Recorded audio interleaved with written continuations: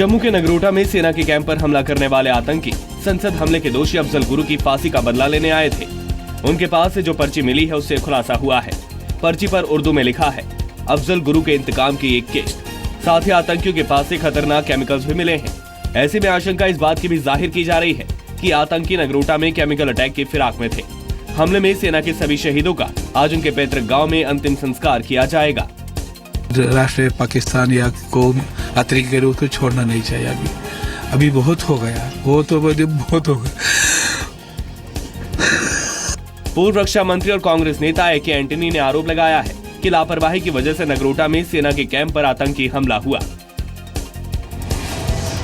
जम्मू के सांबा सेक्टर में 2 दिन पहले हमला करने वाले पाकिस्तानी आतंकियों ने सुरंग के जरिए घुसपैठ की थी। करीब 80 मीटर लंबी सुरंग के जरिए वो भारतीय सीमा में घुसे, लेकिन बीएसएफ की नजर उन पर पड़ गई और मुठभेड़ के दौरान तीनों आतंकी मार गिराए गए। ये 2x2 का एक ओपनिंग है और ऐसे लग रहा है कि आदमी उसमें क्रॉल करके मैनेज करके आए हैं। मारे गए आतंकी जम्मू कश्मीर में ट्रेन को निशाना बनाना चाहते थे। आईडी और लिक्विड विस्फोटकों के जरिए ट्रेन पर हमला करने की फिराक में थे। संसद के दोनों सदनों में आज भी विपक्षी दलों का हंगामा जारी रह सकता है। नोट बैन और नगरोटा में शहीद सैनिकों को श्रद्धांजलि के मुद्दे पर कल लोकसभा में जमकर हंगामा हुआ। इस मसले पर कांग्रेस और दूसरे विपक्षी दलों ने वॉकआउट भी किया। सरकार ने कहा कि आतंकियों के खिलाफ ऑपरेशन खत्म नहीं होने के कारण श्रद्धांजलि अभी नहीं दी गई। कॉम्बिंग ऑपरेशन चल रहा है, उसका पूरा ब्यौरा आना चाहिए। उसके हिसाब से आप वो श्रद्धांजलि प्रस्ताव, ऑब्ituary प्रस्ताव रखने वाले हैं। ये कोई विवाद का विषय नहीं बनना चाहिए। ये बहुत दुख की बात है। ऐसे एक संवेदनशील मामले को भी विपक्ष विवाद का मुद्दा बना रही है। सुप्रीम कोर्ट ने सभी सिनेमाघरों को फिल्म शुरू होने से पहले राष्ट्रगान दिखाने का निर्देश जारी किया है। सुप्रीम कोर्ट ने कहा कि राष्ट्रगान के साथ ही स्क्रीन पर तिरंगा भी दिखाया जाना चाहिए। नेशनल एंथम बजाया जाएगा राष्ट्र झंडे के साथ और सबको खड़ा होना है उसके लिए। ये इसको 10 दिन के अंदर इम्प्लीमेंट किया जाएगा कंट्री के अंदर। कोर्ट ने कहा कि अगर आप भारतीय हैं तो आपको राष्ट्रगान के सम्मान में खड़े होने में तकलीफ नहीं होनी चाहिए। लोगों को इस बात का एहसास कराया जाना चाहिए कि ये मेरा देश है और मेरी मातृभूमि है। ये हर भारतीय नागरिक का दायित्व है कि वो भारतीय झंडे और राष्ट्रगान का सम्मान करे।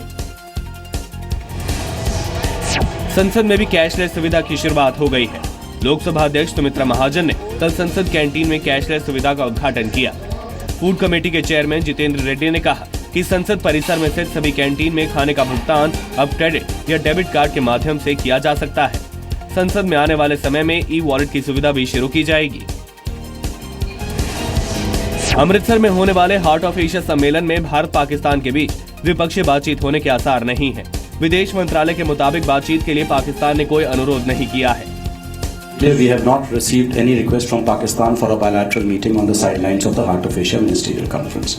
पाकिस्तान के पीएम के विदेश मामलों के सलाहकार सरताज अजीज सम्मेलन में शामिल होंगे।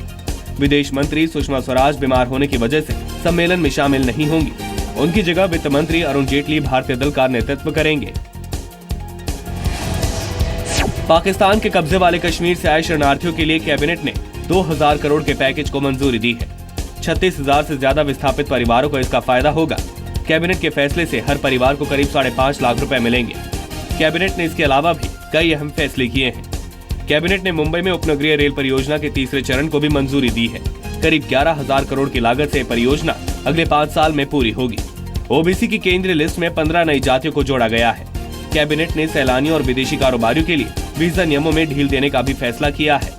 साथ ही राजस्थान के कोटा में इंसीमेंटेशन लिमिटेड के प्लांट को बंद करने का भी फैसला लिया गया है।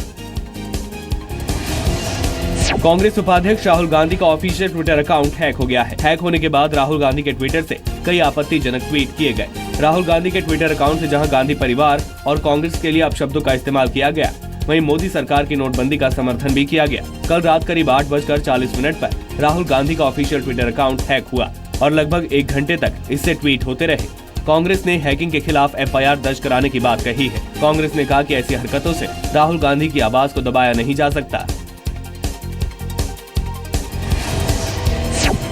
आज सैलरी डे है। महीने की शुरुआत में पैसे को लेकर लोगों की दिक्कत दूर करने के लिए आरबीआई ने खास तैयारी की है। 1 से लेकर 7 तारीख तक आरबीआई बैंकों में नकदी की सप्लाई बढ़ा रहा है। रिजर्व बैंक के पास 100 रुपए के नोट बड़ी मात्रा में है।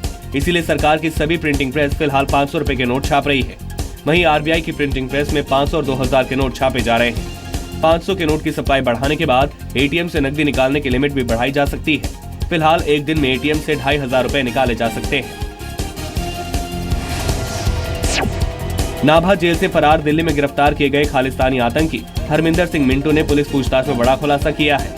हरमिंदर सिंह ने कबूल किया है कि आईएसआई की मदद से खालिस्तान लिबरेशन फोर्स को दोबारा खड़ा करना चाहता था। इसके लिए जर्मनी और इंग्लैंड से फंडिंग भी की जाती थी। हरमिंदर ने भी बताया कि 27 नवंबर को जर्मनी से शगुन स्वीट के अकाउंट में 50,000 रुपए आए थे।